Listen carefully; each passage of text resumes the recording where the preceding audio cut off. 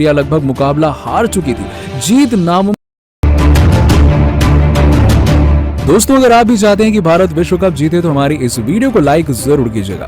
दोस्तों, बांग्लादेश और भारत के बीच एक ऐसा मैच खेला गया जिसमें सबको हिलाकर रख दिया। इस मुकाबले में टीम इंडिया लगभग मुकाबला हार चुकी थी, जीत नामुमकिन सी लग रही थी, लेकिन फिर सूर्या ने अपने बल्ले से तबाही मचाते हुए जिस तरीके से बांग्लादेश के जबड़े से जीत छीनकर भारत को सीधा सेमीफाइनल का टिकट कटवाया है, उसका वीडियो तो हम आपको दिखाएंगे। साथ ही साथ कैसा रहा टीम इंडिया के बाकी खिलाड़ियों का प्रदर्शन, ऋषभ पंत ने कैसे बल्ले से मचाया कोहराम और क्या रही इस मुकाबले की पूरी हाईलाइट, वो सब तो हम आपको दिखाएंगे। लेकिन उससे पहले आप सभी को क्या लगता है कि विराट कोहली, सूर्या में से कौन है खतरनाक बल्लेबाज? इस बात का जवाब नीचे में कमेंट सेक्शन में जरूर दीजिएगा। दोस्तों, बांग्लादेश एक ऐसी टीम है जो अपना दिन होने पर किसी भी टीम की धज्जियां उड़ा सकती है और उन्होंने भारत के खिलाफ भी कुछ ऐसा ही किया। जिम्बाब्वे के हराने के बाद अचानक से अपने आत्मविश्वास को आसमान की बुलंदियों पर पहुंचाते हुए जिस तरीके से बांग्लादेशी खिलाड़ियों ने टीम इंडिया को हैरान किया है, उसे देखकर दुनिया का हर क्रिकेट फैन दंग रह गया। दरअसल इस मुकाबले में बांग्लादेश ने टॉस जीतकर पहले बल्लेबाजी करने का फैसला किया। एडिलेड के मैदान पर बांग्लादेश की टीम ने हमारे गेंदबाजों को खास चुनौती दी और भारत के सामने 160 रनों का सम्मानजनक स्कोर खड़ा कर दिया।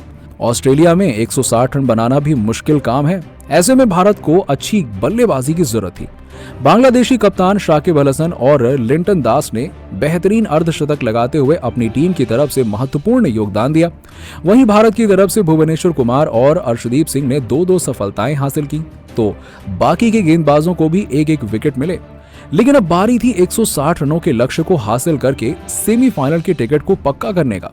दोस्तों, जिस तरीके से टीम इंडिया की खतरनाक बल्लेबाजी क्रम थी, उसको देखकर तो ऐसा ही लग रहा था कि मुकाबला भारत आसानी से जीत लेगा। लेकिन पिछले मुकाबले की तरह इस बार भी केएल राहुल, विराट कोहली जैसे बड़े बड़े दिग्गज बल्लेबाज बिना खाता खोले ही पवेलियन लौट गए। तस्कीन अहमद ने इन दोनों ही बल्लेबाजों को अपना शिकार बनाया। अब 160 रनों का लक्ष्य 200 रनों का दिखने लगा था। अचानक से भारत इस मुकाबले से बाहर होता हुआ दिखाई दिया, लेकिन कप्तान रोहित के साथ मैदान पर बल्लेबाजी कर रहे थे ऋषभ पंत। जी हाँ, इस मुकाबले में सूर्या को नंबर 4 पर खिलाने की बजाय रोहित ने पंत को मौका दिया और उनका ये पैंतरा काम कर गया। कैप्टन रोहित के साथ मिलकर इस युवा धाकड़ विकेटकीपर बल्लेबाज ने भारतीय पारी को आगे बढ़ाना शुरू कर दिया और एक तरफ से रोहित ने मोर्चा संभाला तो दूसरी तरफ से पंत ने पिटाई करने की जिम्मेदारी, और दोनों ही बल्लेबाज देखते ही देखते 10 ओवरों के बाद टीम इंडिया को 80 रनों के पार पहुंचा दिया। रोहित जहां 30 रनों पर बल्लेबाजी कर रहे थे, तो वहीं दूसरी तरफ ऋषभ पंत ने भी 40 रन ठोक दिए। आपको बता दें कि 12वें ओवर में ऋषभ पंत ने 2 छक्के के साथ धमाकेदार अर्धशतक पूरा किया और आपको बता दें कि उन्हें बाहर करने का फैसला रोहित शर्मा का कितना गलत था। खैर, कहते हैं देर आए दुरुस्त आए। दिनेश कार्तिक के चोटिल होने पर ऋषभ पंत के लिए यह बेहतरीन मौका था और उन्होंने बखूबी फायदा भी उठाया। लेकिन भारत को एक और झटका लग चुका था और अब मैदान पर रोहित के साथ सूर्य कुमार यादव बल्लेबाजी करने के लिए आए।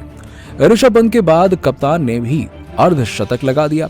हालांकि उनकी ये पारी बहुत ही धीमी थी। रोहित ने 40 गेंदों में 50 रन बनाए, लेकिन अचानक से उन्होंने अपने गियर में बदलाव किया और शाकिब अल हसन की 2 गेंदों पर 2 छक्के लगाने के बाद तीसरी सिंपल खूबसूरत कवर ड्राइव भी लगाया।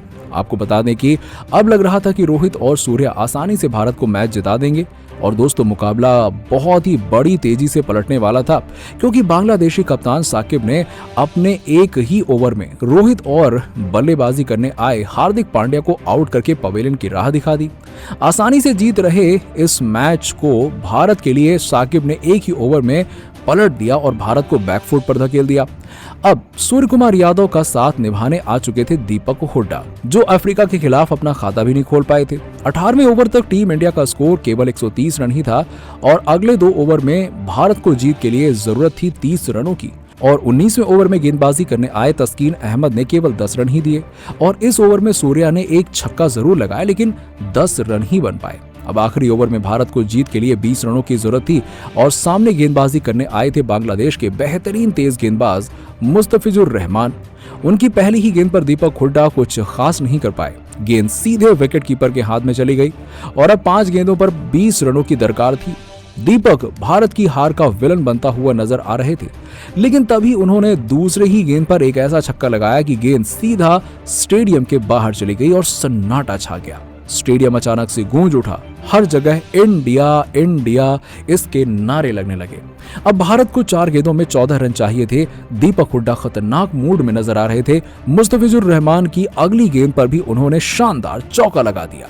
अब भारतीय फैंस को लगने लगा कि टीम इंडिया इस मुकाबले को आसानी से जीत जाएगी, लेकिन तीसरी गेंद पर दीपक ने चौका लगाने का प्रयास जरूर किया, लेकिन वो केवल 1 रन ही बना पाए।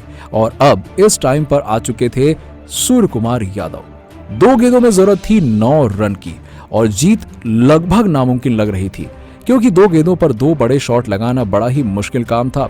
और फिर रहमान की 5वीं गेंद पर सूर्य कुमार यादव ने विकेट के पीछे शानदार चौका लगा दिया। दोस्तों, चौका तो लग गया, लेकिन अभी भी जीत के लिए भारत को काफी बड़ा शॉट खेलना था, यानी कि भारत जीत से दूर नजर आ रहा था, क्योंकि आखिरी गेंद पर 5 रन चाहिए थे। ऐसे में जरूरत थी छक्के की। चौका आता तो मुकाबला सुपर ओवर में चला जाता, लेकिन सूर्या है तो मुमकिन है। आपको बता दें कि मुस्तफिजुर रहमान ने सूर्या को एक बेहद ही खतरनाक गेंद डाली और सबको ऐसा लगा कि उनकी इस बाउंसर को सूर्या खेल नहीं पाएंगे और घायल हो जाएंगे। लेकिन दोस्तों, सूर्य कुमार यादव ने मुस्तफिजुर रहमान की उस बाउंसर गेंद को इतना लंबा छक्का लगाया कि गेंद 110 मीटर दूर चली गई और भारत एक हारे हुए मुकाबले को अपने नाम कर लिया।